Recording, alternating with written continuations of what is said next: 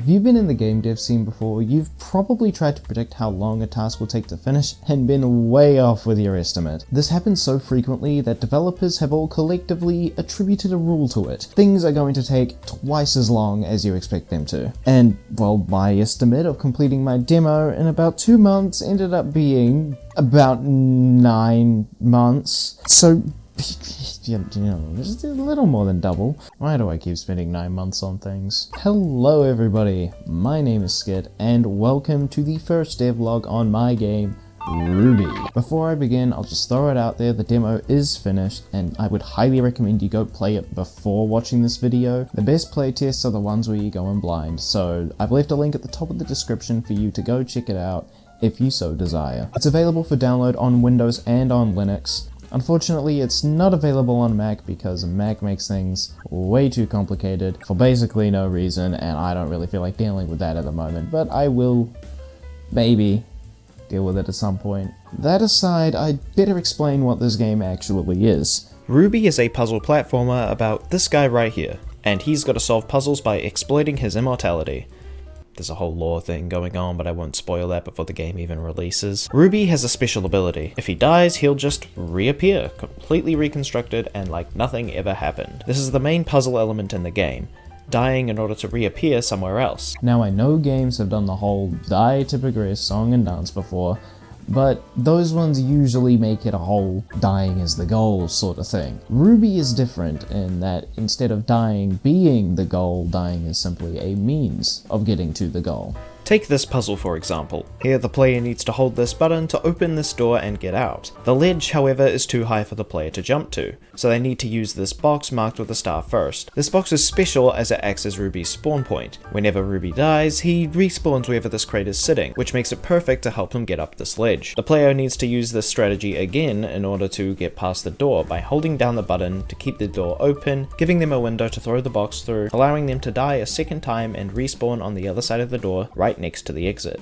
Pretty neat, huh? Well, this game almost didn't happen. I created it entirely by accident, and it's all because of one thing: time travel. What? RUBIE wasn't always going to be RUBIE.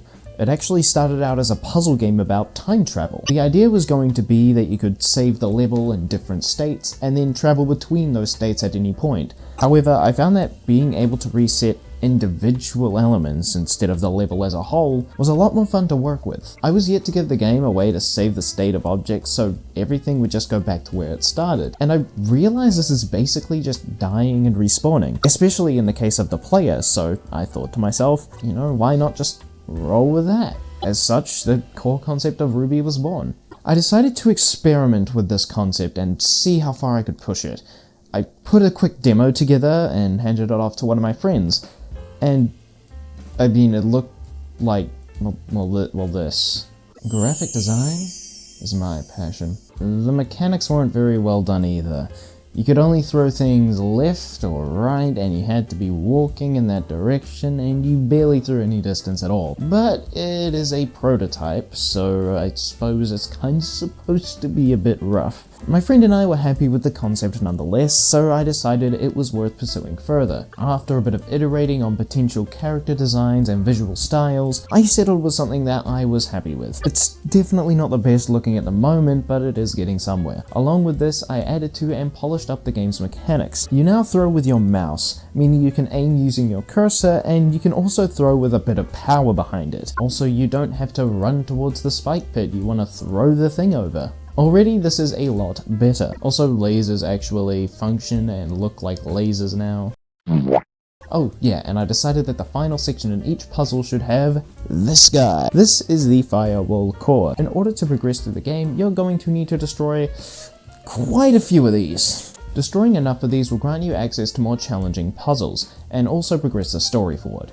Of course, given that we're in a simulation here, the firewall is just the obvious choice for the obstacle in the player's way. In order to destroy the firewall, you have to first weaken it by getting rid of the cores. Whenever you get a hazard like a laser or a spike to touch a core, it immediately implodes and weakens the firewall, opening up new levels, areas, and mechanics for you to explore. Now, all of this made for a fine first demo, but I felt like there was more that could be done. I mean, this effectively was just a tutorial after all, so I kept working. The second iteration of the demo had graphics that were pushed further. Got some nice particles and scrolling backgrounds now. Pretty good looking if I do say so myself.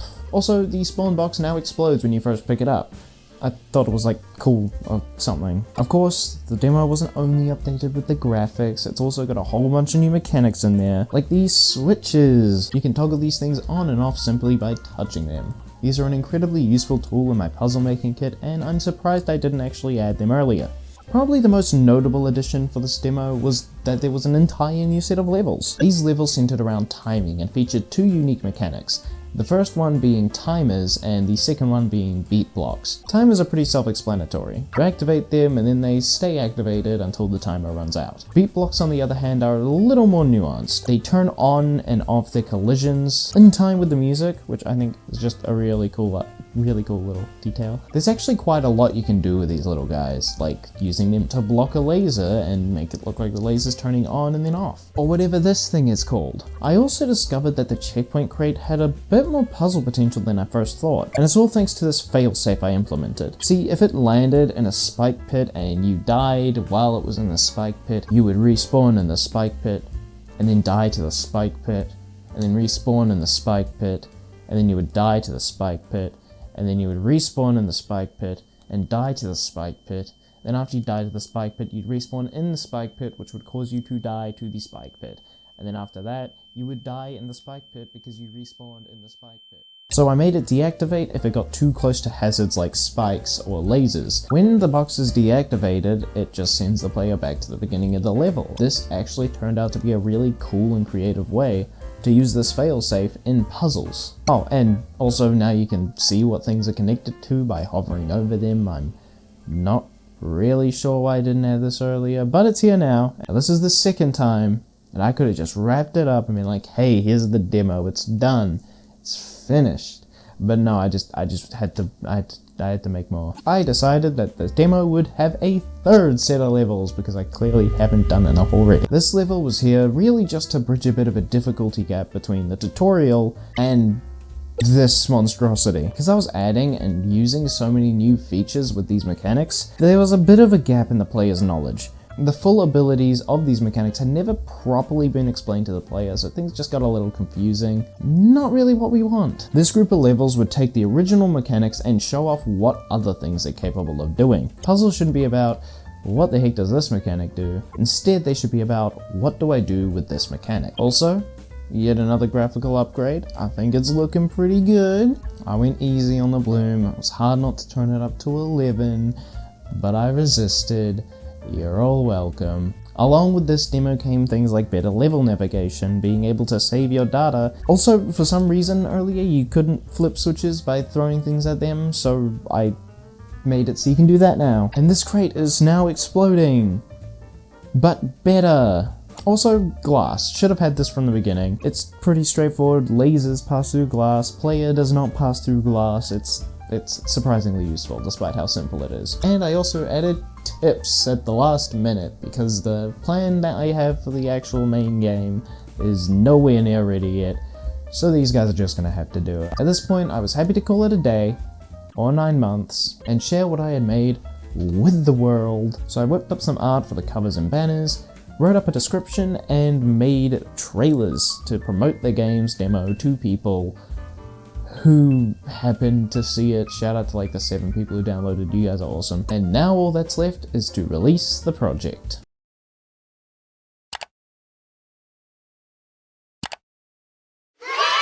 And just like that, the demo is out and ready for you all to try.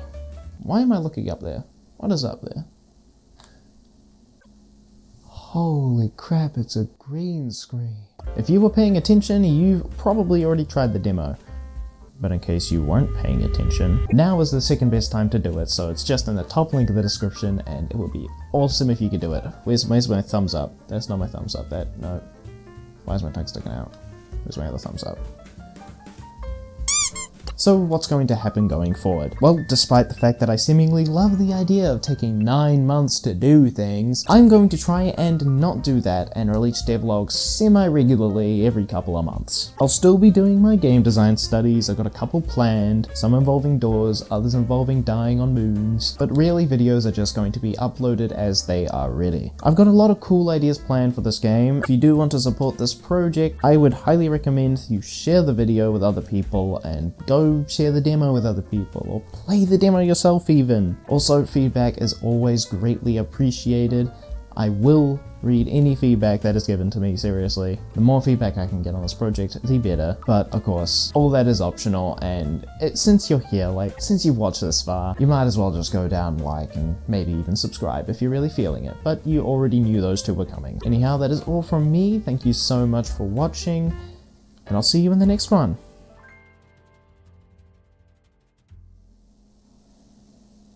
I hate the Vive ones.